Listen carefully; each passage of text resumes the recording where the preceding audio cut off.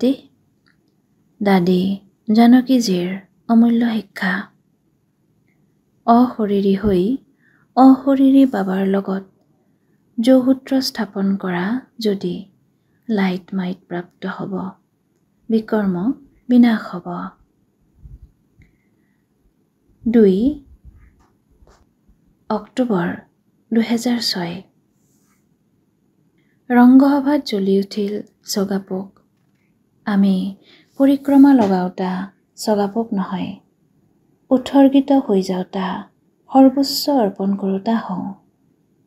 উৎসৰ্গিত হ'বৰ বাবে কেৱল প্ৰেম লাগে, প্ৰকৃত মৰম লাগে। বুদ্ধি অইন কোনোফালে যাতে গতি কৰি নাথাকে। অগ্নিশিখাক দেখা মানে সৰ্বশক্তিমান বাবাক দেখা। আমি বাবাৰ সন্তানসকলৰ ভিতৰত আছে গীতাৰ জ্ঞান আৰু চলনত আছে বাবাৰ চৰিত্ৰ। বহুত আনন্দ আছে, গম নাপাওঁ কিয় কোনোৱে হতাশ হয়। দুৰ্ভাগ্যশালীসকলেহে দুখী হয়। হেৰ' মোৰ মিঠা বাবা, গীতা জ্ঞানদাতাৰ দুটি শব্দ শুনি লোৱা, বছ আনন্দই আনন্দ। আগতে আমি মনমনা ভৱ কৈছিলোঁ, মধ্যাজী ভৱ শব্দ কৈছিলোঁ। কিন্তু যিজনৰ বুদ্ধিত লক্ষ্যদাতা আছে, তেওঁ মধ্যাজী ভৱ হয়েই। উপৰাম হৈ থকাটো বুদ্ধিৰ ওপৰত কথা। যিসকলে পৃথক হৈ থাকিব নাজানে, তেওঁলোকে উপৰাম হৈ থাকিবও নোৱাৰে। প্ৰত্যেকৰে ভূমিকা আছে। কমল পুষ্প চোৱা, তাৰ শোভা নিজা। সূৰ্যমুখী ফুল চোৱা, তাৰ শোভাও নিজা। গোলাপ ফুলৰ শোভা নিজা। এতিয়া এয়া কোৱা যাব নেকি কাঁইট কিয় থাকে? যিসকলে কাঁইটক দেখে, ফুলক নেদেখে, তেওঁলোক কোন হয়? ভালখিনি গ্ৰহণ কৰা। গোলাপ ফুলক ধৰিবলৈও বুদ্ধি লাগে। এনেদৰে নাভাবিবা যে ইয়াততো কাঁইটেই আছে। হেৰ' তুমি ফুলকটো চোৱা। সদায় বাগিচাত গৈ সাক্ষী হৈ চোৱা, কোনোবা দুটি ফুল পৰস্পৰে একে হ'বই নোৱাৰে। এনেকুৱা দৃষ্টিকোণৰ গৰাকীয়েহে ফুলৰ সুগন্ধি লৈ সুখদায়ী হৈ যায়। নিষ্কাম সেৱাধাৰী, প্ৰকৃত সেৱাধাৰী কেতিয়াও এয়া নাচায় যে কোনোবাই প্ৰশংসা কৰক বা নকৰক। তেওঁলোকৰ নিষ্কাম সেৱা দেখি অন্ধৰো চকু মুকলি হয়, কলাৰো কাণ খোল খাই যায়। যিবোৰ ভাল কথা দেখিবলগীয়া সেইবোৰ নেদেখে, যি নুশুনিবলগীয়া কথা সেয়া শুনে, শুনিবলগীয়া নুশুনে।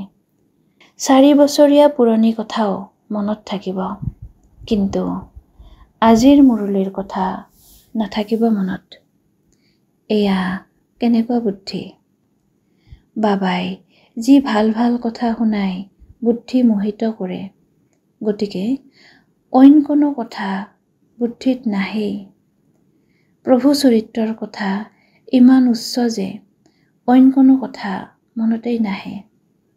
ভগৱান মোৰ সৎগুৰু, মোৰ স্বামী, ইয়াত কিমান শক্তি আছে। বাবাই এনেদৰে দৃষ্টি দি শুৱাই দিয়ে। এনেদৰে শুব লাগে যেন শিশু, কোনো চিন্তাৰ কথা নায়েই। যিয়ে ৰাতি শুবলৈ নাজানে, তেওঁ ৰাতিপুৱা কেনেকুৱা হ'ব, দিন কেনেকুৱা হ'ব? দিনচৰ্যায়ে ক'ব যে ৰাতিপুৱা কেনেকুৱা হৈছিলে। যিয়ে ৰাতি কাজিয়া পেচাল কৰি শুৱে, তেওঁলোকৰ সপোনতো কাজিয়াই আহে। সংকল্পত বাবা আছে, সপোনতো বাবা আছে, তেন্তে দৰ্পণ শক্তিশালী হ'ব, যাৰ দ্বাৰা অইনে বাবাৰ সাক্ষাৎ পাব। এনেকুৱা দৰ্পণ হওঁ, এয়া অন্তৰে কয়। সৰ্বতো প্ৰকাৰে সেৱা কৰোঁতাই ৰাজকুমাৰ ৰাজকুমাৰী হ'ব। সৰ্বতো প্ৰকাৰৰ সেৱা মানে যিয়ে কোনোবাৰ অন্তৰ চুই যায়। সঁচা অন্তৰেৰে যি বাবাই দিছে, ভিতৰৰ পৰা শ্ৰেষ্ঠ ভাৱনাৰে ঐনক দিয়ক। সেৱা কি হয়? ইমানেই ৰহস্য ভৰি আছে। যোগ বলৰ দ্বাৰা ৰাজপদ প্ৰাপ্ত কৰিলে বিকৰ্ম বিনাশ হৈ গ'ল। ইমান স্মৃতিত থাকক যে মোৰ গোটেই বিকৰ্ম বিনাশ হৈ যায়।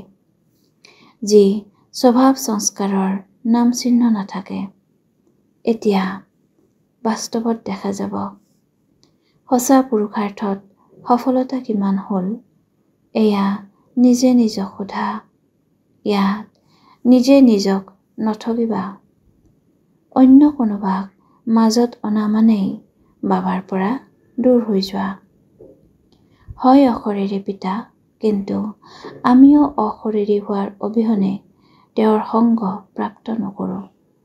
সংযোগ স্থাপন নহয়। যেতিয়ালৈকে আমি অশৰীৰী নহওঁ, তেতিয়ালৈকে বাবাক প্ৰাপ্ত নকৰোঁ।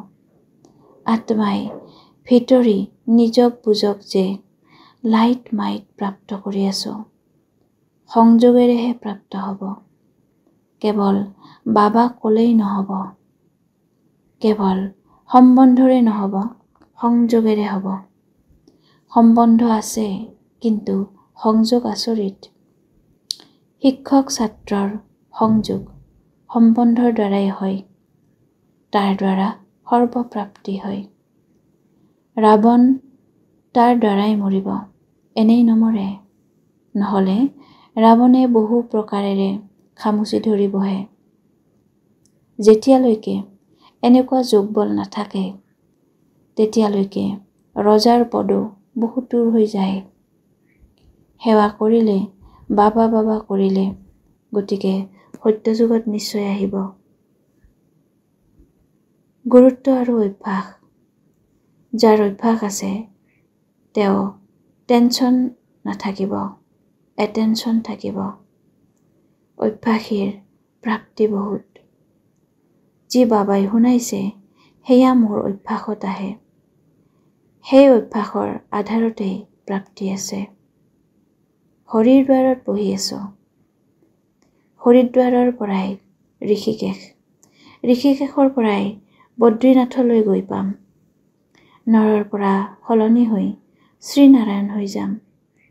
প্ৰথমে হৰিদ্বাৰত বহি আছোঁ।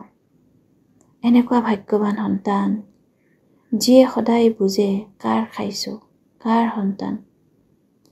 যাৰ ঘৰত বহিছোঁ, তেওঁৰ গুণটো গোৱা।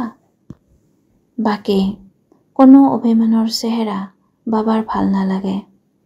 বাবা ওচৰলৈ আহি গুচি যাব, মিচিকিয়াইও নাহাঁহে।